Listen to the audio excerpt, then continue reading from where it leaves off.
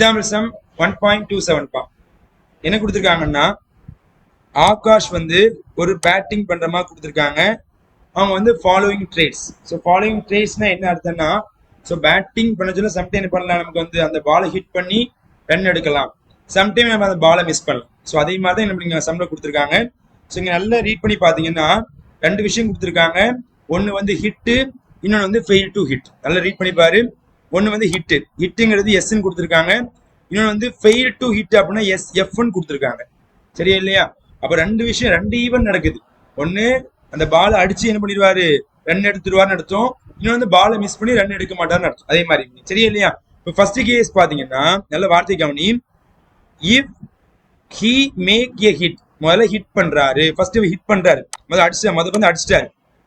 அடிச்சுட்டு there is 25% of chance that he will make a hit on the next time. மறுபடியும் hit தான் பண்றாரு. விளங்க முடியுதா இல்லையா?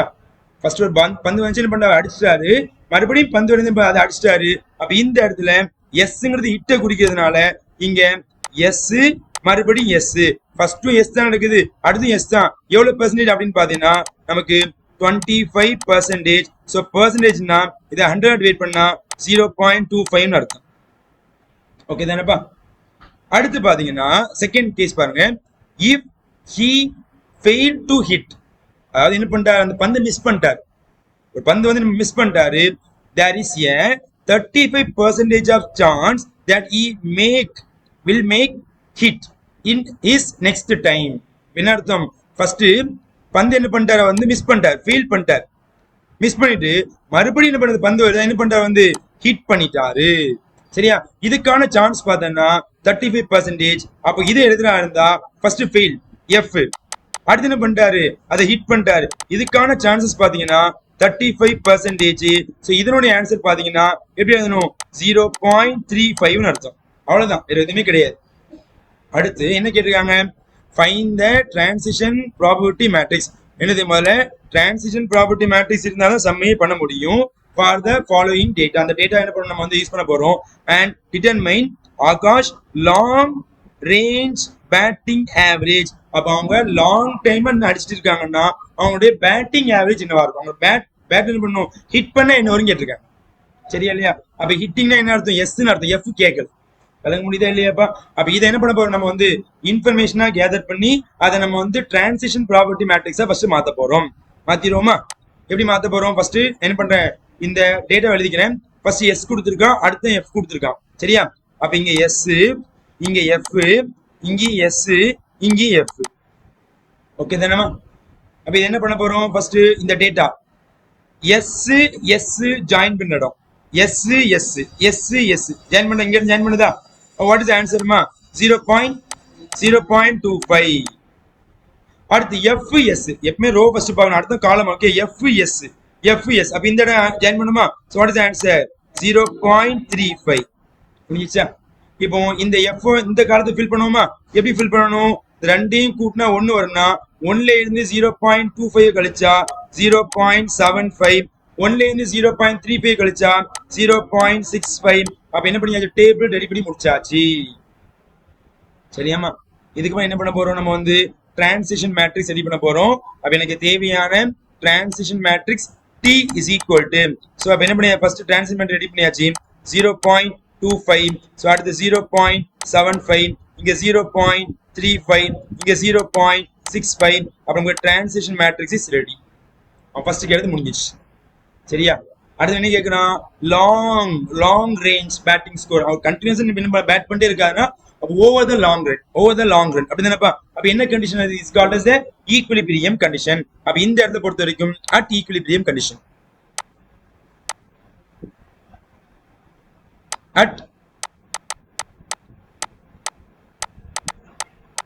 Equilibrium condition. ஸோ இந்த வார்த்தை ஏன் யூஸ் பண்ண விளங்கிக்கோ.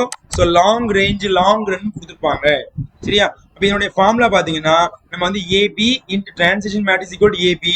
ஆனால் ஏபி கிடையாது, எஸ் எஃப் இருக்கிறதுனால ஸோ இந்த இடத்துல S F, so into transition matrix is equal to S எஃப்னு போடணும், ஞாபகம் வச்சுக்கோங்க.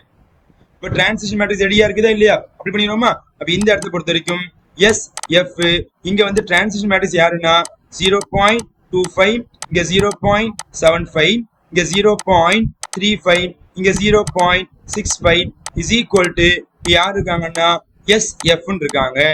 இப்போ ரெண்டு மல்டிப்ளை பண்ணுமா, first row first column. So multiply பண்ணீங்கன்னா நீங்க ஆன்சர் 0.25S பிளஸ் 0.35F. அடுத்து first row second column 0.75S plus 0.65F is equal to இங்க யாருமா இருப்பாங்க, SF இருப்பாங்க. சரியா? அவன் கேட்கறது பேட்டிங் ஆவரேஜ் கேட்கறதுனால பேட்டிங்னா ஹிட் பண்றது எஸ் தான் கேட்கிறான். அப்ப எஸ் மட்டும் ஃபோக்கஸ் பண்ணா நமக்கு இங்க எஸ் எஃப் இருக்குது, இங்க எஸ் இருக்கிறதுனால என்ன பண்றேன், ஃபர்ஸ்ட் எடுத்துக்கிறேன். செகண்ட் மாதிரி அப்படியே அங்கேயும் ஆன்சர் வரதான் செய்யும். ஆனா அது எஃப் வந்து நம்ம ரெண்டு இடத்துல அப்ளை பண்ற மாதிரி இருக்கும். அப்ப இந்த இடத்துல ஒரு முக்கியமான ஃபார்முலா இருக்குது. என்ன ஃபார்முலானா, சோ ஹிட் பண்ணாலும் ஹிட் பண்ணாட்டாலும் ரெண்டையும் கூட்டினா வரக்கூடிய ஆன்சர் எப்பவுமே ஒன்னு வரும். கேட்டுதானப்பா? அப்ப இது படி நான் ஃபர்ஸ்ட் எடுத்துக்கிறேன். Answer 0.25S plus 0.35F is equal to S. இப்ப F ஓட வேல்யூ வேணுமா இல்லையா? அப்ப F ஓட ஆன்சர் பார்த்தனா F is equal to 1 minus S சொல்லிடலாமா? அப்ப இந்த இடத்துல 1 minus S போட்டுக்கிறேன். அப்ப 0.25S plus 0.35 into 1 minus S is equal to S. இதை உள்ள கொண்டு மல்டிப்ளை பண்ணீங்கன்னா 0.35. இப்ப 0.35 நீங்க உள்ள கொண்டு மல்டிப்ளை பண்ணீங்கன்னா answer 0.25S plus 0.35 minus 0.35S is equal to S.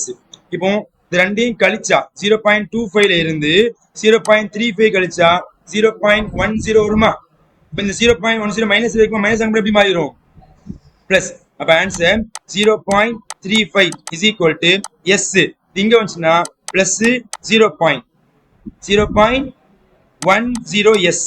ஓகேவா? இப்ப ரெண்டையும் கூட்டு 0.35 ரெண்டையும் கூட்டினா 1.10S. ஏன்னா இது ஒரு S அப்படின்னா ஒன்னையும் 0.1 கூட்டினா 1.0 வரும். ஓகேப்பா?